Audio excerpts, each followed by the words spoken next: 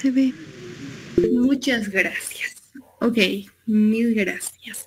Bueno, pues vamos a comenzar, como les había dicho, con las clases demostrativas, en este caso de lo que es química elemental, netamente orientada a lo que es la medicina. Vamos a comenzar justamente evaluando qué es la química. Yo sé que es un poco a veces moroso el saber teoría y demás, pero vamos a siempre centrarnos en algo básico que nosotros podamos entender. Si podemos explicarlo, podemos entenderlo. Entonces, ¿qué será la química? Muchos libros nos dan definiciones muy largas, con historias y demás, pero vamos a tratar de reducirla para que luego podamos ir a lo que a ustedes les interesa, a los ejercicios. Ok, vamos a decir que la química es la ciencia que estudia interacciones entre materia y energía. Yo quiero que le ponga mucha atención a esta parte, porque la materia y energía van a jugar papeles muy importantes más adelante. Es justamente que por eso están enmarcadas ahora, ¿ok? Entonces vamos a resumir lo que la química es la ciencia que estudia las interacciones entre la materia y energía. Además que con estas interacciones nosotros vamos a poder saber estructuras, vamos a poder saber cómo se comportan entre sí, cómo están no solo presentes en el laboratorio, sino en la vida cotidiana y ahora más que nunca en la medicina, que es algo que a ustedes les interesa mucho más, ¿no es así? Entonces vamos a comenzar, como les había dicho, descifrando lo que son la materia y la energía. Vamos a avanzar primero con la materia para que podamos entender justamente cómo es que se comporta esta y qué relación tiene con lo que nosotros estamos avanzando. Y los estados de la materia es a donde vamos a entrar. Muchos conocemos, pero no sabemos que conocemos. Nosotros tenemos a diario lo que son estados de la materia. Tenemos líquidos, sólidos, gaseosos, pero no nos damos cuenta y no sabíamos quizás muchos que se llamaba materia y que a eso iba referido. Entonces, vamos a ir recordando lo que ustedes ya saben, que es, por lo general, esto es algo que vamos avanzando en el colegio y en muchos lugares, los estados de la materia. ¿Cuántos conocen los estados de la materia? Levanten la manito, un biencito. ¿Quiénes conocen los estados de la materia? ¿Quiénes dicen? Yo sí sé los estados de la materia. Perfecto, perfecto. Muchas, muchas gracias. Muy bien. Bastantes acá, ¿verdad? Desde el colegio nosotros nos han enseñado que los estados de materia son 3, ¿verdad? Siempre nos han dicho estado líquido, sólido y gaseoso. Y vamos a recordar un poquito. Nunca está de más recordar porque la memoria es frágil. Recordemos entonces que el estado líquido nos dice que es la materia donde se toma forma del recipiente. El ejemplo más claro, más básico que nosotros tenemos es el agua. Nosotros lo ponemos en un vaso y adopta la forma del vaso, pero sigue siendo la misma cantidad. Si nosotros transferimos este líquido a lo que es otro recipiente, pongámoslo a un plato, pues va a adoptar la forma del plato, pero va a seguir teniendo el mismo volumen. Entonces, eso es algo que se va rescatando de lo que es el estado líquido. Pasemos al estado sólido. El estado sólido nos dice que es la materia que tiene una forma y volumen fijos. Ahí ya vamos viendo una diferencia, ¿verdad? Parece muy monótono, muy cliché, pero a veces mucha gente suele llegar a confundirse. Entonces acá es donde nosotros tenemos igual el típico ejemplo del cubo de hielo, ¿verdad? Este tiene una forma. Si yo pongo cubos de hielo en un vaso, no van a adoptar la forma de un vaso, van a ser van a continuar siendo lo que son cubos de hielo. Si los pongo un plato de la misma manera y así sucesivamente, entonces este ya tiene una forma fija en el que nosotros vamos a tener este tipo de estado. Vamos a pasar a lo que es el estado gaseoso. Vamos a tratar de que esto sea lo más corto posible. Y nuevamente tenemos ejemplos muy claros. ¿Cuántos acá no han estado en la cocina, no han visto cómo está ahí saliendo el vapor, saliendo el gas, de lo que se tiene, ¿verdad? Entonces es algo que nosotros tenemos en nuestra vida cotidiana, el estado gaseoso. Pero yo quiero saber algo de ustedes. Por lo general, tenemos un ejemplo muy cotidiano. Nosotros en casita tenemos gas, ¿verdad? Tenemos gas, algunos a domicilio, algunos cocinamos con gas en una garrafa. Ahí tenemos ya un estado de materia. Tenemos el estado gaseoso. Y me gustaría hacerles una pregunta, algo básica, cultura general, para que ustedes sepan y para que vayamos adquiriendo estos conocimientos. ¿Cuántos de acá me dicen que el gas de la cocina tiene olor. Levántenme la mano todos los que crean que el gas de cocina con el que nosotros cocinamos tiene olor. Ya. Ese gas tiene olor. Entonces, el estado gaseoso podrá tener olor, es lo que me están diciendo, ¿verdad? Ya, muy bien, son bastantes. Ya. Yo les quiero comentar algo que a mí y a muchos nos sorprende cuando nos vamos incursionando en lo que es la química. Les comento que el gas de cocina que nosotros usamos originalmente no tiene olor. Es algo que quiero compartir con ustedes. Y uno dice, ¿por qué? ¿Cómo que no tiene olor? Wow, yo igual me sorprendí. ¿Cómo que no tiene olor? El gas originalmente no tiene olor, ese gas. Pero ¿saben qué pasa? En la planta que nosotros tenemos en nuestra planta, que casi ocurre un incidente con ella en el 2019, en la planta es donde se le inyecta el olor a ese gas para que nosotros nos demos cuenta cuando éste tiene una fuga. Si no, no nos daríamos cuenta. Imagínense que están durmiendo, se les olvidó apagar la cocina y empieza a salir, ¿verdad? Hay un escape de gas. Y como no tiene olor, no nos daríamos cuenta y podríamos morir, sería más letal. Y es por ello que se inyecta el olor para que nosotros podamos tener justamente este tipo de alarma. ¿Ok? Entonces, creo que ya hemos ganado algo, una ganancia es algo. Al menos estoy contenta de que hoy salimos sabiendo algo más. Entonces, ese es un dato muy importante, que nosotros conozcamos la química desde nuestro hogar, desde nuestra casa, desde lo que está a nuestro alrededor. ¿Ok? Entonces vamos a continuar después de ese pequeño dato que quería darles, que siempre me gusta darles, para que nunca más nadie desengañe. Si alguien les pregunta, ¿el gas originalmente tiene olor? No, se inyecta, lo inyectan en la planta para que nosotros podamos tenerlo como sistema de alarma. Listo. Entonces, es algo que nos han dicho a lo largo de 2 años, que tenemos 3 estados de la materia, ¿verdad? Pero resulta que tenemos más. Tenemos por lo menos algunos tipos más que han sido descubiertos, pero acá tenemos 2, que son los que ahora se está tomando en cuenta y en los que en medicina también se va viendo, que son el plasma y el condensado de Bose-Einstein. ¿Ok? Vamos a ir con el plasma primero. ¿Qué será el plasma?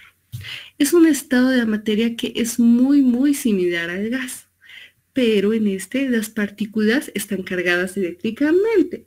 Entonces, ¿qué quiere decir esto? Que si bien son muy similares al gas, estas, al estar cargadas, pueden actuar como una sola partícula. Entonces, estas por lo general suelen encontrarse en lo que es el sol, en las luces de neón. Es algo que no ha sido visto muy comúnmente con anterioridad. Sin embargo, ahora ya se las ha descubierto y se las toma en cuenta, sobre todo ahora que se estudia lo que son en física, en muchas áreas y ahora también en la medicina, porque ustedes siempre escuchan, cuando estábamos en épocas de COVID-19, escuchábamos mucho de plasma. Escuchábamos mucho, se necesita donación de plasma, se necesita donantes de plasma para que nosotros podamos estar bien, podamos sanar a algunos enfermos que estaban en ese entonces. Es así que tenemos este estado de materia y creo que también es algo importante que hoy sepan o salgan de esta clase sabiendo que tenemos más estados de la materia que sólido, líquido y gaseoso. Y por último, el condensado de Bose-Einstein. Esto es un poco más moderno porque anteriormente no se lo consideraba lo que es un estado de materia, pero es muy especial porque este ocurre a temperaturas muy bajas, cerca de cero absoluto, es decir, a 273 grados bajo cero. Es en el que las partículas, a diferencia del plasma, se comportan de una manera individual.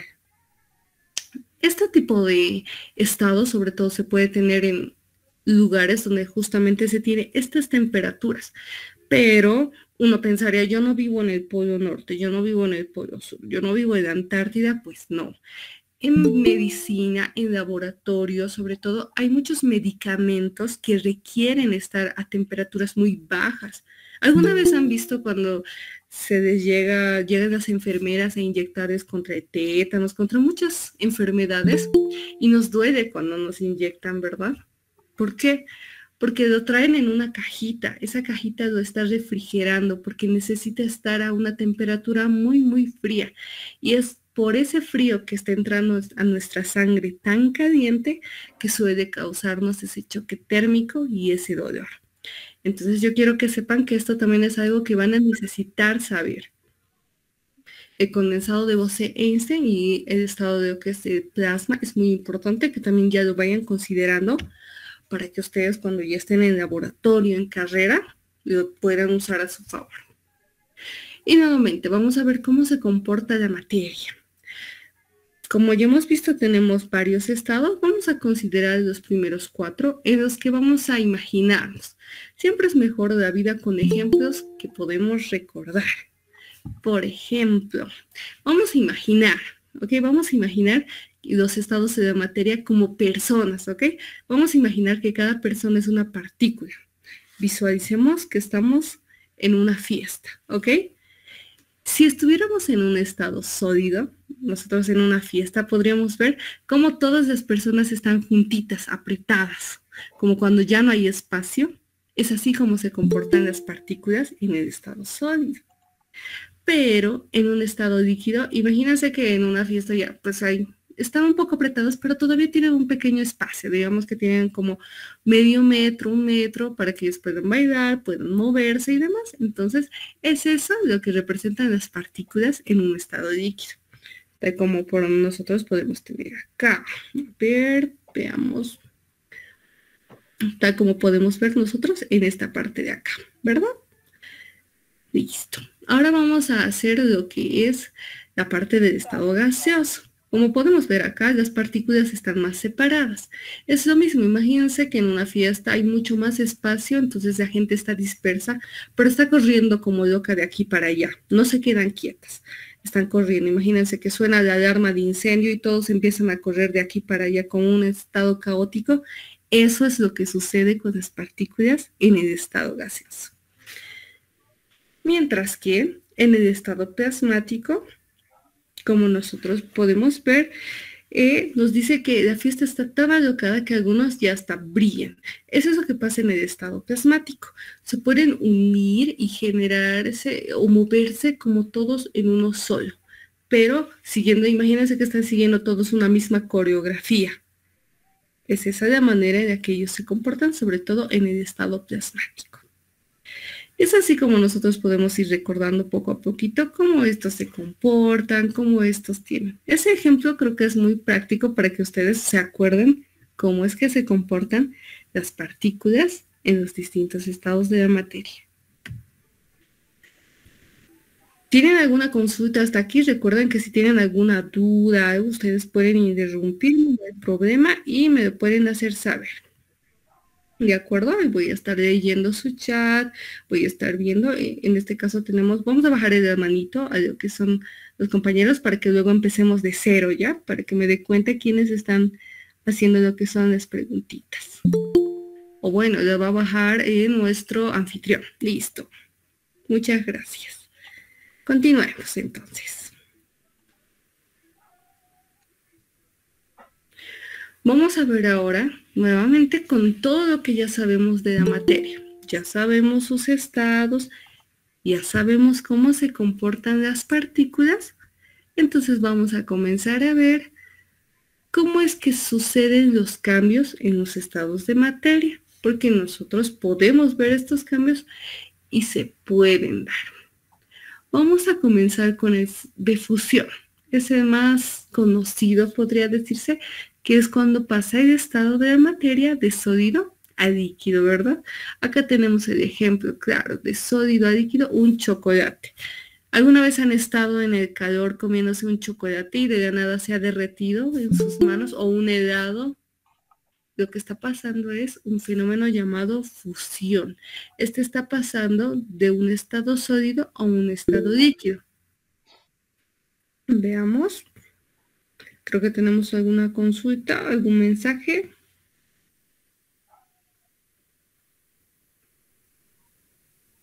Nicole nos dice que está transcribiendo. Ok, perfecto. Gracias. Cualquier duda me la hacen saber. Continuemos. Entonces les decía que pasa algo muy claro. Quiero que lo tomen muy ejemplificador, porque cuando ustedes les pregunten justamente qué pasa en la fusión, qué necesitan para que ocurra una fusión, está claramente en el ejemplo del helado. Nosotros necesitamos temperaturas elevadas, ¿verdad? Si no hiciera calor y ustedes estuvieran comiendo un helado en la noche, es poco probable que se derrita, pero si ustedes se ponen a comer un helado al mediodía en un lugar muy soleado donde no hay sombra, probablemente su helado se derrita mucho más rápido. Entonces, el tiempo de fusión va a depender ¿de qué? De la temperatura. Mientras más altas sean las temperaturas, más rápido va a ocurrir la fusión. Continuemos con el siguiente cambio que puede haber, que es la solidificación. Cuando pasa de líquido a sólido, es prácticamente el contrario. Si se dan cuenta, es prácticamente acá lo que tenemos es el contrario. Inicialmente la fusión era de sólido a líquido y la solidificación es de líquido a sólido. En esta parte es donde nosotros pasamos, tal como lo dice, de un líquido a un sólido. En este caso, el más claro ejemplo, cuando nosotros tenemos agua, lo ponemos en el refrigerador y podemos hacer cubos de hielo. O en su defecto, si alguien conoce el altiplano o algunos lugares muy fríos, hay riachuelos, pero en la madrugada estos se vuelven como si fueran unas galletas. Tú puedes pisarlos y no te vas a hundir porque están en estado sólido. ¿Debido a qué? A las bajas temperaturas. Entonces acá ya podemos ir diferenciando algo. En la fusión, ¿qué necesitaba? Altas temperaturas. En la solidificación, bajas temperaturas, que es lo contrario prácticamente. Sigamos avanzando entonces.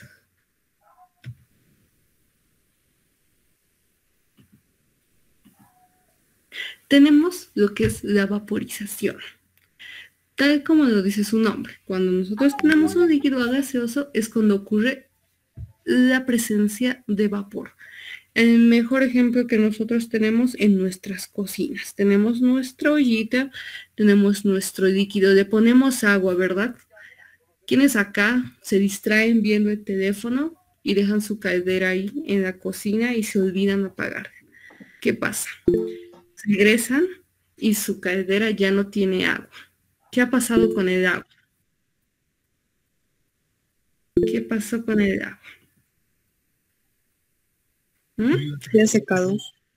Exacto, se ha secado, decimos, ¿verdad? Se ha secado ¿Se la evapora? caldera.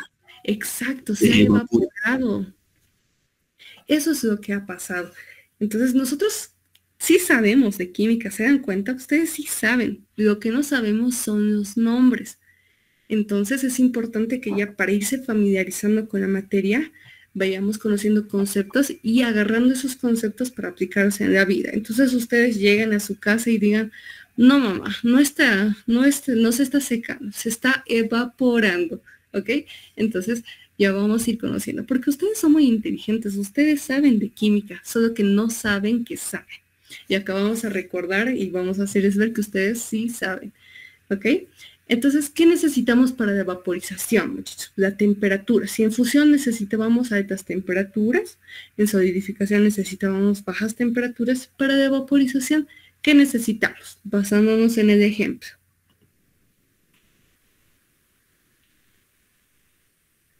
¿Alguien? ¿Nadie? ¿Alguien vivo? ¿Con miedo? Altas temperaturas a largo plazo. Sí, perfecto. Necesitamos altas temperaturas y por un tiempo prolongado, ¿verdad? Porque no es que yo pongo mi caldera, le dejo un minuto y ya se evapora el agua. No, necesito que esté bastante tiempo. Y mientras más alta la temperatura, menos tiempo va a necesitar también. Es importante recalcar. Pero nosotros tenemos ahí lo que es la vaporización. Entonces, vamos viendo más estados de la materia. Ya vamos comprendiendo, vamos recordando. Condensación. Vamos con lo que es la condensación, que es justamente la reversa de lo que es vaporización. Si pasaba de líquido a gaseoso, ahora pasa de gaseoso a líquido. Y es el claro ejemplo que igual tenemos nosotros, nuestras nubecitas están en forma de gas ahí en el cielo, formando nubes, pasando por encima de nuestra cabeza. Se mueven las nubes, ¿verdad? Ustedes han visto, yo de niña no podía creer, ¿por qué se mueve la nube? No entendía. Es porque está en un estado gaseoso, está en un estado caótico. Como habíamos visto, las partículas están por todas partes y eso genera ese movimiento, muchachos. Y cuando pasa el estado líquido es cuando se genera la condensación. Y el más claro ejemplo, la lluvia. Ahí está, cuando pasa de lo que es una nubecita a una lluvia y nos cae acá en estado líquido. Es así como nosotros tenemos lo que es este ejemplo. Vamos pasando, vamos viendo la sublimación. Sublimación. ¿Qué será sublimación? Muchos este término lo están escuchando por primera vez, algunos ya lo han escuchado, pero vamos a ir viendo justamente qué es lo que pasa. La sublimación ocurre cuando se pasa el estado de materia de sólido a gaseoso. Nosotros podemos tener lo que es justamente un ejemplo de los meteoritos. Se dice que estos vienen desde el espacio en estado sólido, pero al llegar a la Tierra empiezan con el calor que están llegando, a empezar a descomponerse en lo que es gases, y esto se vuelve lo que es un estado gaseoso. Este sólido no ha pasado primero a líquido y luego a gaseoso, no, ha saltado directamente de sólido a gas. Porque por lo general nosotros podríamos tener un cubo de hielo, lo vuelvo a agua, se derrite y luego lo hago evaporar y ya tengo gas. Pero en este caso no, se salta esa etapa, pasa directamente de sólido a gaseoso. Y esto justamente a altas temperaturas. Y finalmente la cristalización. Es cuando nosotros tenemos el pase del estado gaseoso al estado sólido. Nosotros podemos tener un gas y este se puede volver en un estado sólido. No va a pasar, como les decía, intermediariamente, no va a pasar de gas a líquido y de líquido a gaseoso, sino que este va a ocurrir de manera directa para lo que es el sólido, generándose una cristalización.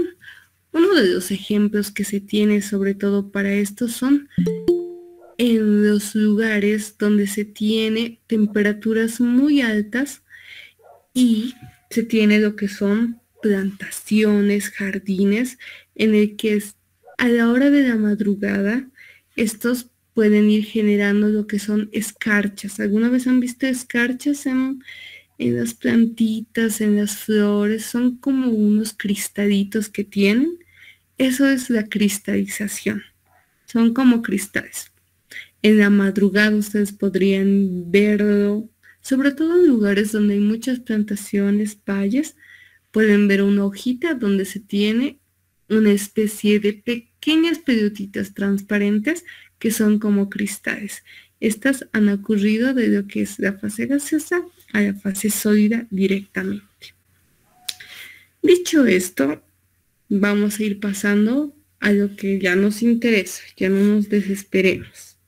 Vamos a ir pasando a lo que es fracciones y porcentajes. Pero antes quiero saber si tienen alguna duda, si tienen alguna inquietud o algo al respecto. Ya, yo estoy contenta porque estamos acá muchos y estamos atendiendo, así que está perfecto. Vamos a continuar entonces ya entrando a lo que es la parte práctica.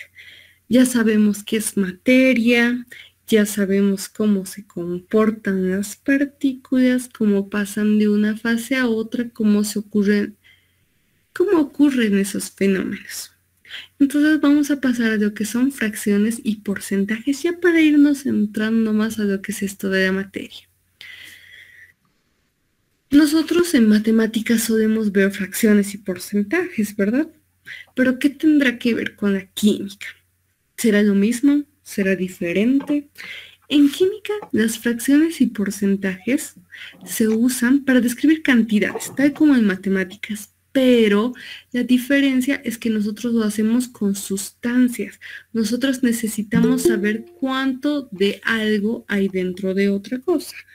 Para que me entiendan mejor, si ustedes tienen un vasito de agua con azúcar, nosotros lo ponemos al cálculo, ¿verdad? 2 cucharas de azúcar las disuelvo en agua. Pero, ¿cómo voy a saber qué porcentaje ya de mi agua con azúcar es el azúcar? O pongamos otro ejemplo. Voy a hacer café con leche. A quien no le, bueno, si no les gusta no hay problema. Pero a muchos les gusta el café con leche. Voy a mezclar leche, voy a mezclar café y quiero saber de mi bebida en total qué porcentaje es café y qué porcentaje es leche. Cuando tengo mezclas, voy a mezclar agua con aceite. Aunque se dice que esas no se mezclan, ¿verdad? Pongamos otro ejemplo. Vamos a mezclar harina con agua para hacer una masa. Yo quiero saber cuánto de porcentaje hay en esa masa de harina y cuánto hay de agua. Es para ello que nos sirven las fracciones y porcentajes. Pero ya vamos entrando con ejemplos más químicos. Vamos a poner disoluciones en las que nosotros podamos mezclar. Podríamos mezclar, pongamos algún elemento ácido sulfúrico con agua. Un ejemplo, no digo que eso se pueda hacer.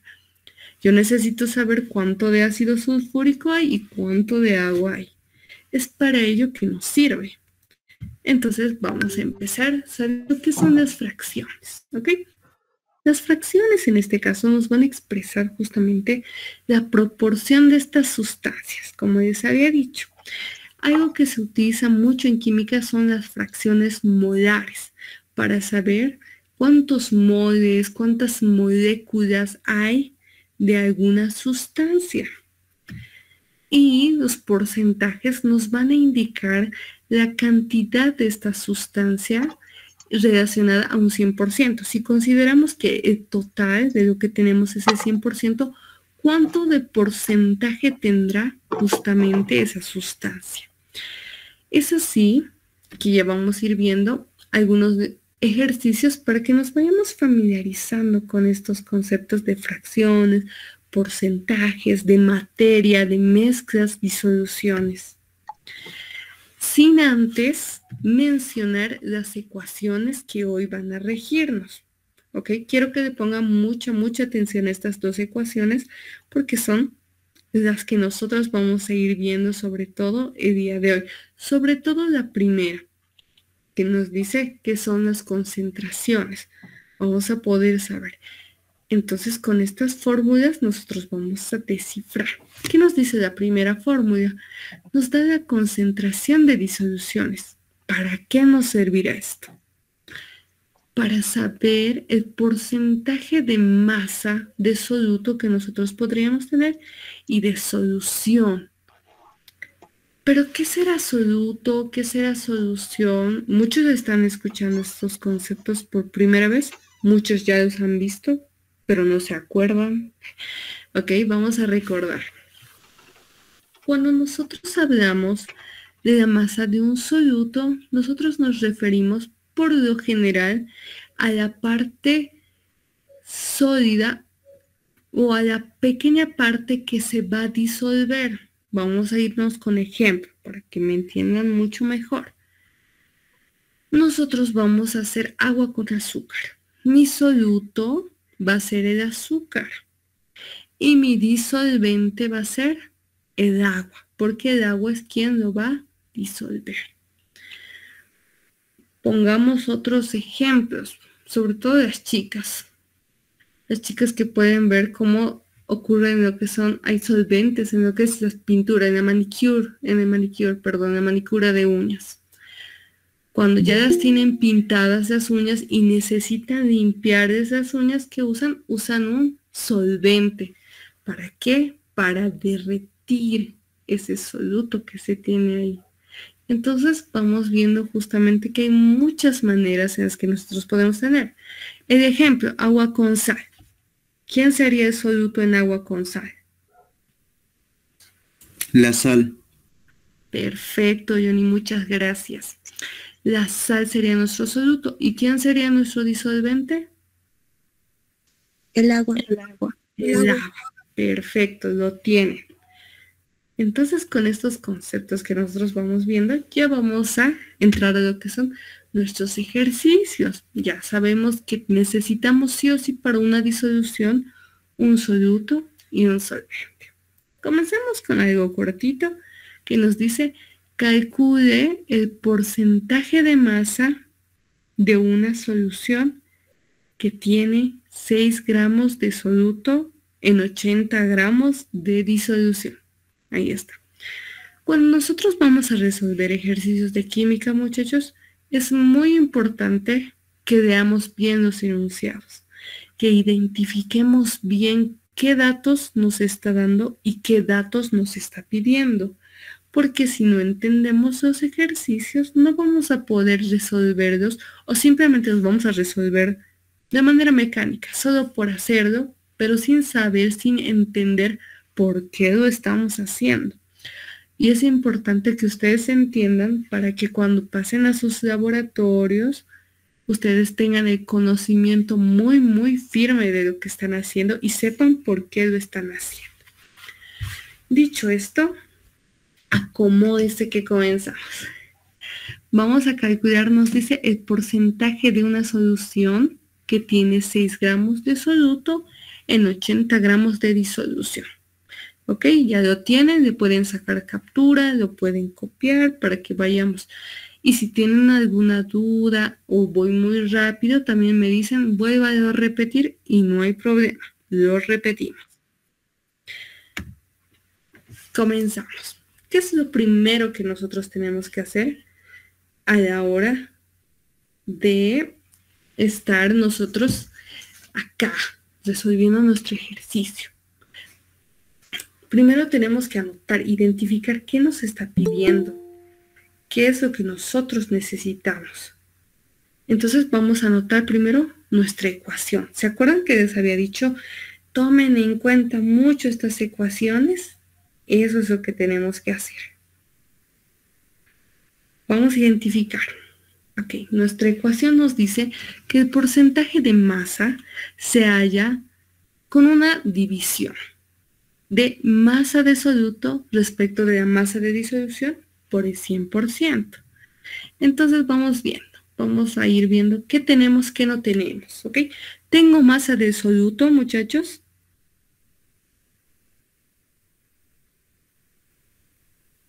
¿Tenemos masa de soluto? Sí, tenemos masa de soluto. 6 gramos y de disolución es de 80 gramos. También tenemos, ¿verdad? ¿Tenemos masa de soluto? Sí, aquí está. Aquí me dice, miren, masa de soluto y aquí me dice masa de disolución.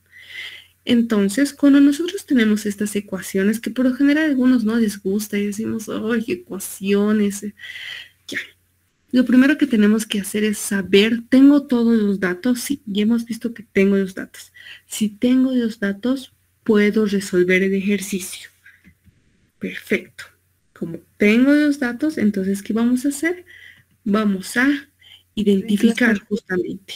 Exacto. Vamos a identificar esos datos primero para que nos vayamos adentrando. La masa del soluto nos dice que son 6 gramos. Mientras que nos dice que la masa de la disolución son 80 gramos.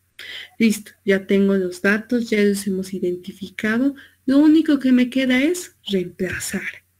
Vamos a reemplazar en nuestra ecuación. En donde decía masa de soluto, vamos a colocar estos 6 gramos de acá. Vamos a colocar estos 6 gramos de acá. Y donde nos diga la masa de la disolución, colocamos los 80 gramos. Aquí está. Aquí ya lo tenemos, lo que son los 6 gramos y los 80 gramos. Y finalmente lo multiplicamos por 100. Y eso es lo que vamos a hacer, ¿ok? Primero lo vamos a hacer conmigo, luego ustedes lo van a ir multiplicando. Agarran su calculadora y ¿qué vamos a poner? Ponemos nuestra fracción. Ponemos 6 sobre 80 por 100. Eso es lo que tienen que hacer, ¿ok? En sus calculadoras, los que me están siguiendo, así es como tendría que darles. Le ponemos igual Y si les sale la fracción de esta manera, ustedes le dan este botón de acá que nos da una S y una D, y listo, ya lo tenemos en decimales. Y le vuelvo a dar clic y lo tengo en fracciones, ¿verdad? Es así que nosotros podemos tener nuestro resultado. Miren, ahí está para los que todavía están agarrando la onda, cómo manejar sus calculadoras, ¿verdad? Ahí está. Listo, entonces nos da nuestro resultado que había sido de 7,5%. ¿Se ha entendido, muchachos? ¿Alguien se ha perdido? ¿Alguien no? Si quieren que repita, ya saben, me lo dicen. Listo. Todo ok, perfecto, muy bien, muchas gracias, muchachos, ok. Si tienen alguna duda igual sobre cómo manejar sus calculadoras, me dicen porque es algo muy importante, es la herramienta que necesitamos, ¿ya? Listo. Vámonos al segundo ejercicio. Vamos a ir subiendo de nivel. Nos dice, calcula el porcentaje de masa de una solución que tiene 10 gramos de soluto y 110 gramos de solvente. Nuevamente, ¿qué vamos a hacer? Antes de que me adelante. Nos dice que tenemos soluto y solvente. Ok, vamos a hacer énfasis en esto. Soluto y solvente. ¿Qué nos decía nuestra ecuación? Nos decía la ecuación que para saber nosotros este porcentaje de masa, nosotros necesitamos tener la masa del soluto sobre la masa de la disolución por el 100%, ¿verdad? Vamos a regresar al anterior un ratito para que vayamos y no se me pierdan. Ahí está, nos dice la fórmula, volvemos acá, nos dice la fórmula que es masa de soluto sobre masa de disolución por el 100%. Entonces yo necesito masa de soluto y masa de disolución. Acá, ¿tengo masa de soluto? Sí, tengo. ¿Tengo masa de disolución? A ver, veamos, solución tiene... No, ¿verdad? No tenemos masa de disolución. Entonces, ¿qué hago? ¿Qué hago si no tengo masa de disolución? Ya empezó, toda mi vida empezó a ir mal desde ese momento. No, ¿qué hago? Paso número uno. Paso número uno, muchachos, llorar. Conversión. Ok, no, mentira, no es llorar. Paso número 2, tranquilizarse. Paso número 3, saber qué es lo que tenemos que hacer. Lo que nosotros tenemos que saber es que para nosotros tener la masa de la disolución total, no es nada más que la suma del soluto y el solvente. Otra vez recordemos, vamos al ejemplo del agua con azúcar. El azúcar era mi soluto y el agua era el solvente. Si los junto a los dos que tengo, una disolución. Otra vez tengo agua con sal. La sal es mi soluto, el agua es el líquido, el solvente, los junto el soluto y el solvente. ¿Qué tengo? Una disolución. Entonces, ¿qué tengo que hacer aquí para hallar mi disolución? Sumar el soluto y el solvente. Y ahí ya tengo mi disolución. Sencillo, ¿eh? No hemos multiplicado, no hemos hallado la masa del sol, nada. Entonces, en este caso, la masa de la disolución va a ser 120. ¿Por qué? A ver, ¿por qué nos está mintiendo? Dirán algunos, no. Como les digo acá, la masa de la disolución va a resultar de la suma de la masa del soluto más la masa de solvente. Bueno, ¿tengo masa de soluto? Sí. ¿Tengo masa de solvente? Sí. O sea que, ¿puedo tener masa de disolución? Sí, dígame pues. ¿Ya? Sí puedo, muchachos. Entonces, como sí puedo, vamos a hacerlo. ¿Ya? Como sí puedo, entonces solo tengo que hacer una sumita. Vamos a sumar los 10 gramos del soluto más los 110 gramos del solvente. ¿Eso cuánto nos da? 120 gramos. 120 gramos. Perfecto, chicas, muchas gracias. Vamos, chicas, a la cabeza, futuras médicas. Vamos. Listo, tenemos 120 gramos. Entonces ya tengo el soluto y ya tengo la disolución. ¿Puedo hallar por fin mi porcentaje de masa? Por fin ya puedo. Y listo. Vamos a hacer eso. Vamos a hacer lo que hemos hecho hace ratito. Ahí está. Identificamos el soluto y la solución, la disolución. Nuestro soluto era el 10 gramos y nuestra disolución los 120 gramos que acabamos de hallar. Reemplazamos y calculamos. Tenemos acá nuestra ecuación y reemplazamos. Ponemos en la parte de arriba el soluto, que son los 10 gramos, y en la parte de abajo los 120 gramos que hemos encontrado. Lo multiplicamos por 100 y deberíamos tener lo que es nuestro porcentaje. A ver, hagámoslo juntos nuevamente. Ponemos nuestro 10 aquí arriba y nuestro 120 aquí abajo. 120 por 100. Y le damos igual y ahí está. A los que les da fracciones ya saben. Usamos esta tecla de acá, SD, y ya lo tenemos en porcentaje. Y ya está. Y eso nos había dado ¿cuánto? 8,20. Perfecto, chicas, muchas gracias. Y ahí tenemos nuestro resultado. ¿Alguna duda, algo al respecto de cómo hemos hallado la disolución? ¿Se ha entendido, muchachines? Un biencito, una manito, unas lágrimas, unas dudas, manitos. Perfecto, muchas gracias. Bien, bien, bien. Estamos muy bien. Yo los veo muy inteligentes, muchachos. Yo los veo y digo, o sea, no los veo literal, ¿no? Pero yo los siento y digo, y me agrada que estén acá. Porque mientras muchos están quizás ahorita en una fiesta, o tal vez algunos estén en una fiesta y en esta clase a la vez, ustedes están acá, están preocupándose por su futuro, por sus sueños, por lo que quieren llegar a ser. Y eso es de aplaudirse, eso se aplaude y se aplaude y van a llegar muy lejos. Es el primer paso, sentarse y decir, quiero estudiar.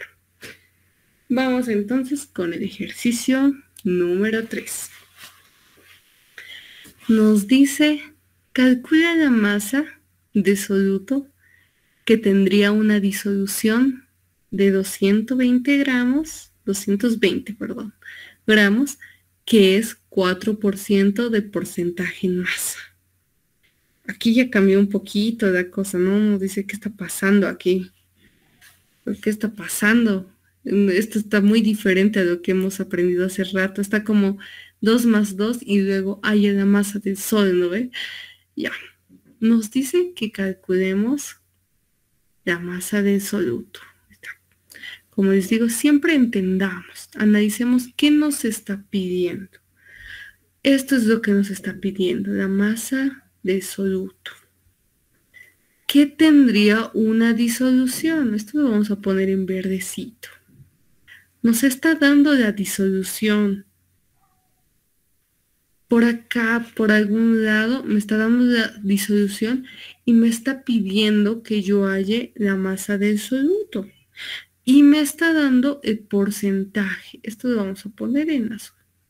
Me está dando el porcentaje. Vamos a recordar un poquito. Como nosotros teníamos nuestra fórmula, nos decía que el porcentaje de masa era igual a la división de la masa de soluto sobre la masa de la solución. Masa de solución, ¿verdad? De solución, perdón si cometo errores ortográficos. Aquí va, listo. Masa de solución. ¿Por quién lo multiplicábamos? Por 100, ¿ok? Ya vayan memorizando las fórmulas, muchachos, porque si ustedes saben las fórmulas van a llegar muy lejos. Y si no se las saben, va a ser más complicado. ¿Listo? Esta era la fórmula que nosotros teníamos. Y a nosotros nos está dando lo que es